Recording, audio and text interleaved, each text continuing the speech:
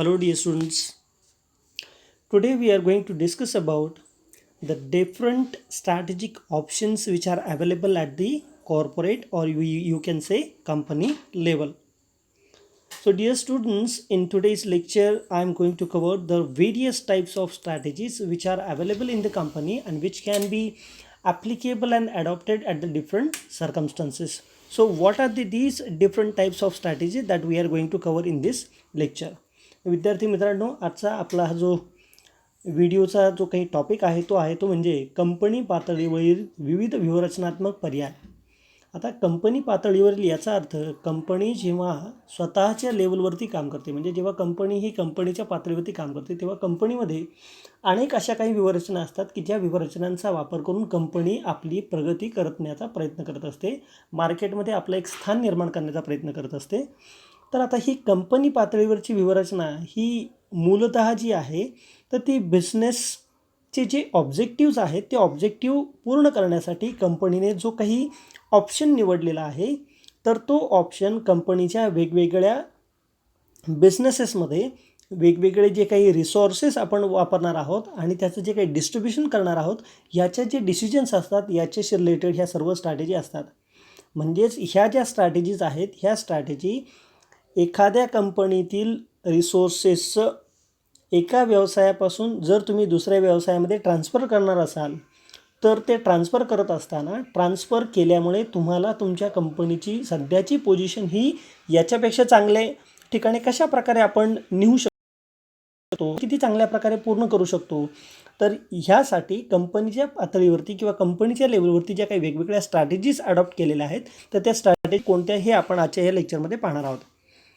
तर आता तुम्हाला इथे दिसत असेल तुमच्यासमोर एक मोठा चार्ट आहे, परंतु याच्यामध्ये आणखीन अशा काही स्ट्रॅटेजीज आहेत की ज्या स्ट्रॅटेजी अजूनही आत्तापर्यंत आपण या चार्टमध्ये मेन्शन करू शकलेलो नाही, परंतु ते मी माझ्या लेक्चरमध्ये पुढं उल्लेख करणार आहे. तर आता सगळ्यात पहिल्यांदा जर बोलायचं म्हटलं तर स्टॅबिलिटी स्ट्रॅटेजीबद्दल बोलूया, ज्याला आपण स्थिरता किंवा स्थैर्य व्यूहरचना असं म्हणतो. आता स्टॅबिलिटी स्ट्रॅटेजी म्हणजे काय, तर बिझनेस जो आहे तर तो बिझनेस हा जसा चालला आहे तशाच पद्धतीने किमान पुढे चालावा अशी प्रत्येक व्यावसायिकाची किंवा बिझनेसमनची अपेक्षा असते. आणि त्यासाठी ही जी स्टॅबिलिटी स्ट्रॅटेजी आहे तर या स्टॅबिलिटी स्ट्रॅटेजीमध्ये कंपनी त्यांचं जे काही कार्यात्मक कार्यक्षमता आहे तर ती कशी वाढवता येईल, म्हणजेच काय की कंपनीची ऑपरेशनल इफिशियन्सी कशी वाढवता येईल आणि त्यासाठी कंपनीने कोणते एफर्ट्स घेतले पाहिजेत, तर यासाठीची स्ट्रॅटेजी म्हणजे काय तर स्टॅबिलिटी स्ट्रॅटेजी होय. मग अशा प्रकारच्या स्ट्रॅटेजी ह्या एखाद्या स्पेसिफिकली बिझनेसशी रिलेटेड असू शकतात, ज्यामध्ये एका निश्चित फ्युचर असलेल्या एन्व्हायरमेंटमध्ये कंपनीला काम करावं लागतं, जेणेकरून ही व्यूहरचना छोट्या किंवा एका मीडियम आकाराची जी काही कंपनी आहे तर अशा कंपन्यांनी जर अशा प्रकारची स्टॅबिलिटीचा स्ट्रॅटेजीचा जर स्वीकार केला तर या कंपन्यांची सध्याची जी काही इफिशियन्सी आहे तर ती इफिशियन्सी सॅटिस्फॅक्टरी असेल आणि ते ज्या काळामध्ये ही स्ट्रॅटेजी वापरतील त्या काळासाठी ह्या सर्व स्ट्रॅटेजी उपयोगी ठरू शकतील आणि त्याच्यामुळे आपल्याला स्टॅबिलिटी स्ट्रॅटेजी ह्या वापराव्या लागतात.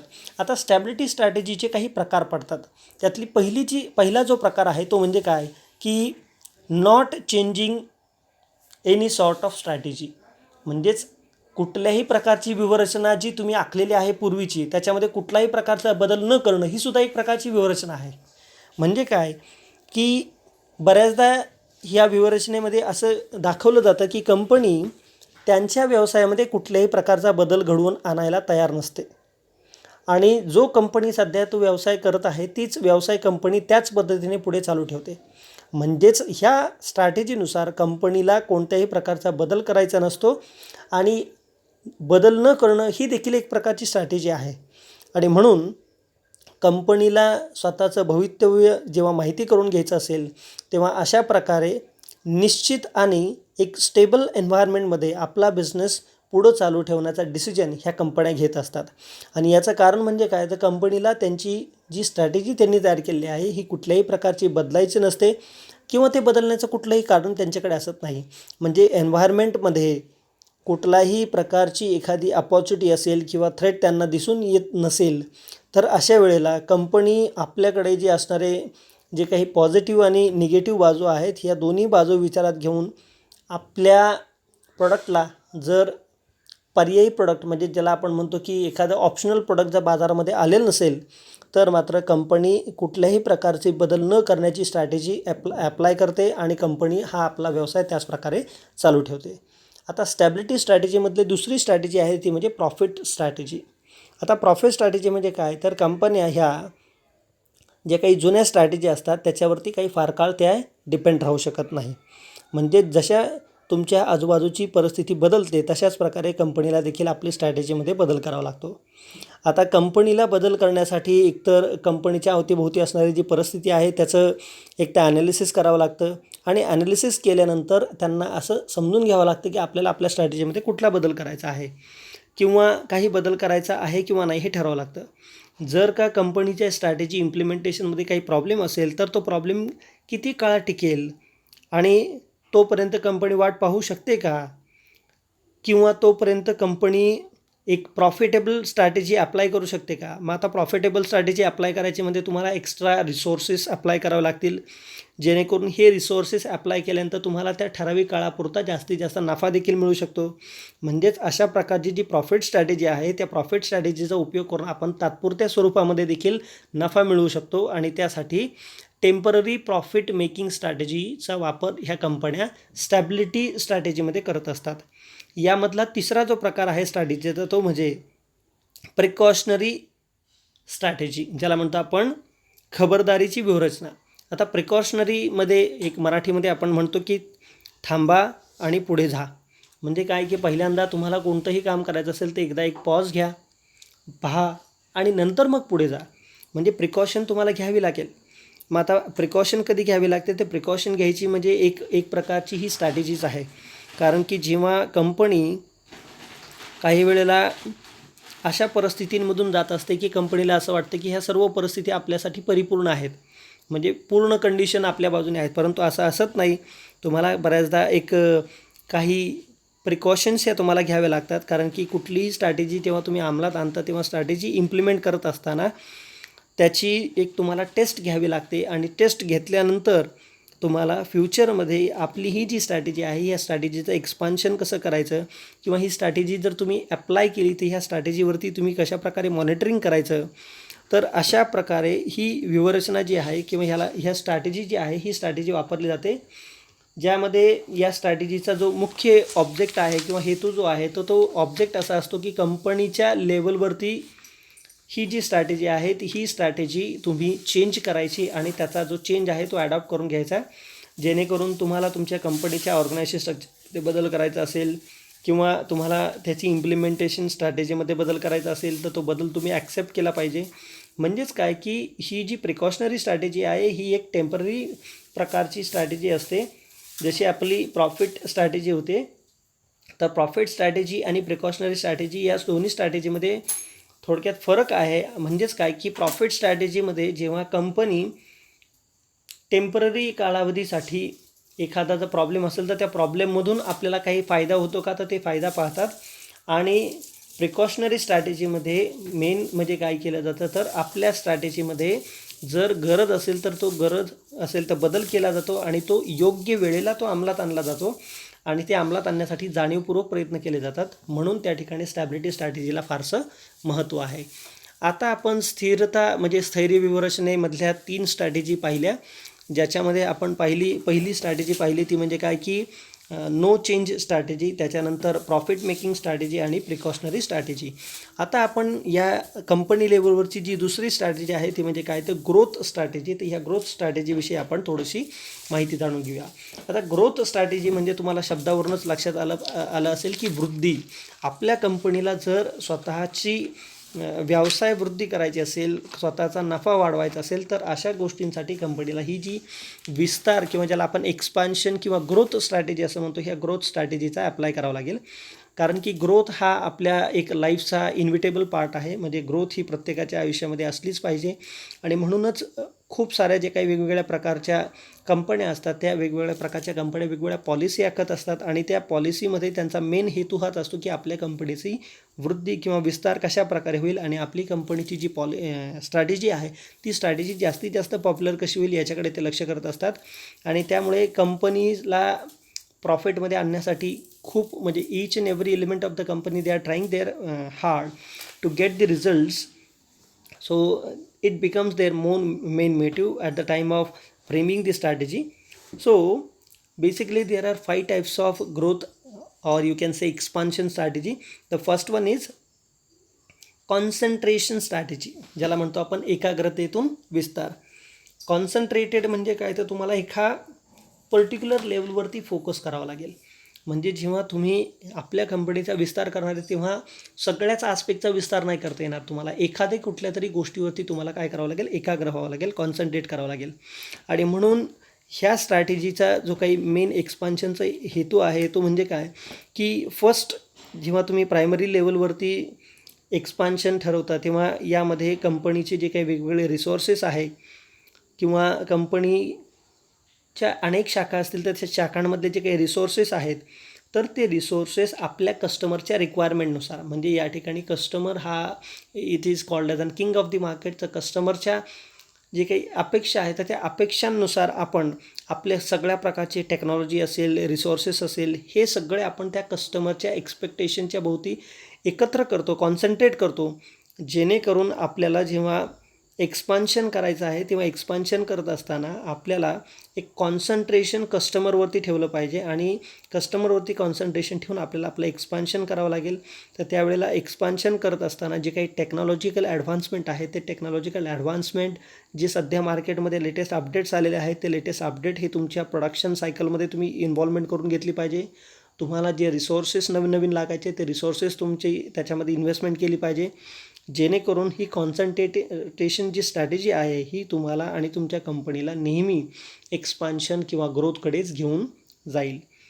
आता ह्यातला जो दुसरा प्रकार आहे तो म्हणजे काय, की ऑर्गनायझेशनल एक्सपान्शन, ज्याला आपण म्हणतो संघटनेतून विस्तार.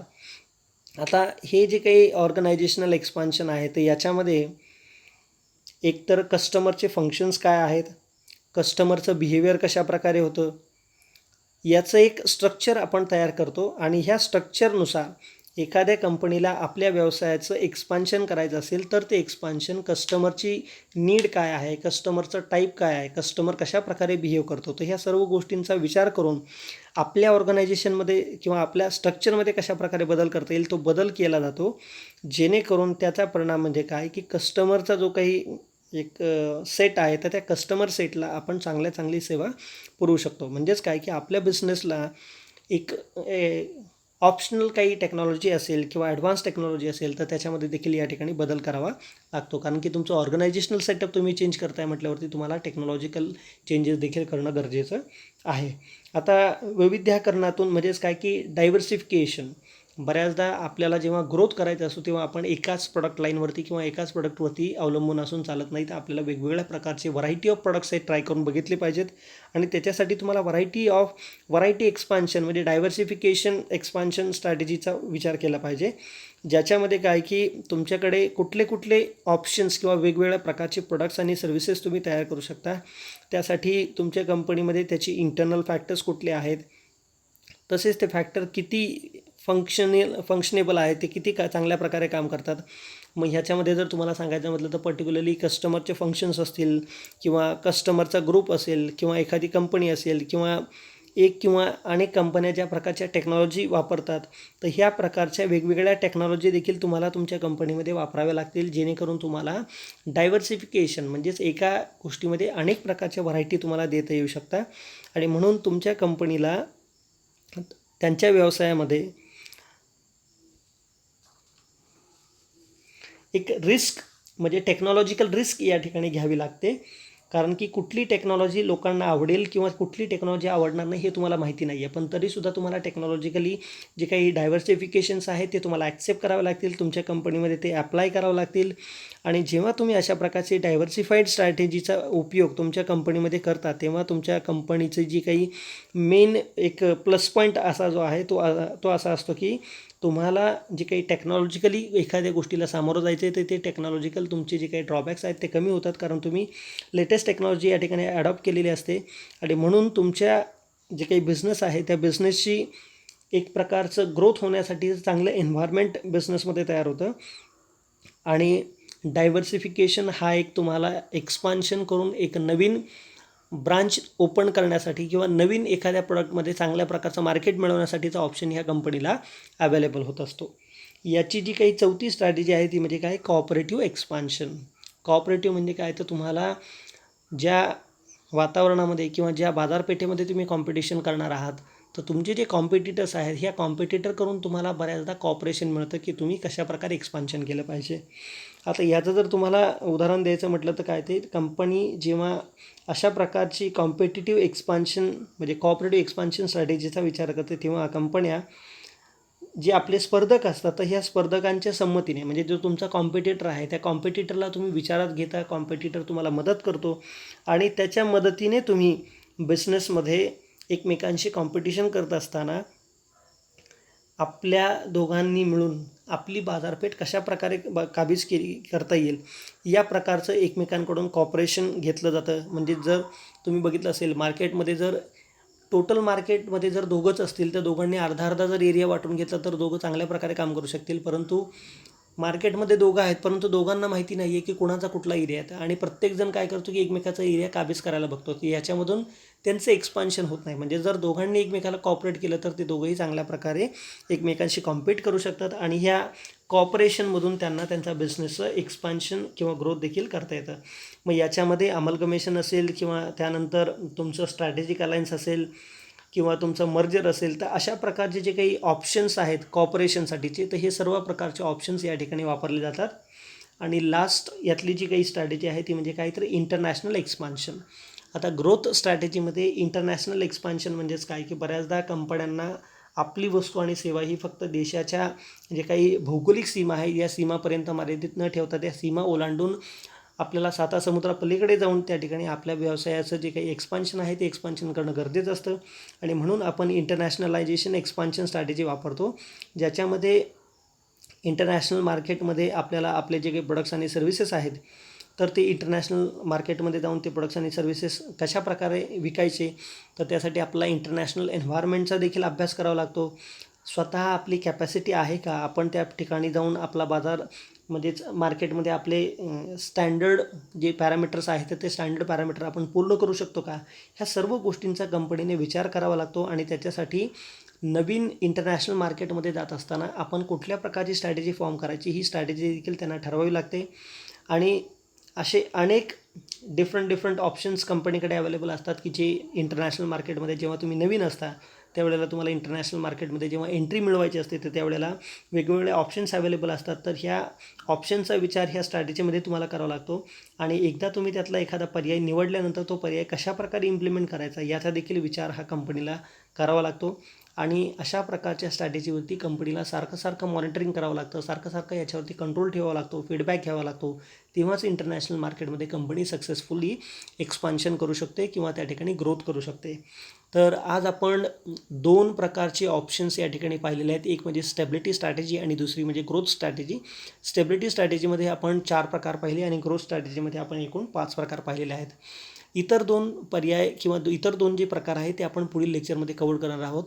जर तुम्हाला या व्हिडिओमध्ये किंवा एखाद्या स्ट्रॅटेजीबद्दल कुठली शंका मनामध्ये असेल तर तुम्ही कृपया मला आपलं जे काही चॅटबॉक्स आहे त्या चॅटबॉक्समध्ये तुम्ही मला कमेंट करा. अदरवाईज आपला गुगल क्लासरूम आहे त्या ठिकाणी तुम्ही मला प्रश्न विचारू शकता. हा व्हिडिओ जास्तीत जास्त विद्यार्थ्यांपर्यंत पोहोचवा. धन्यवाद.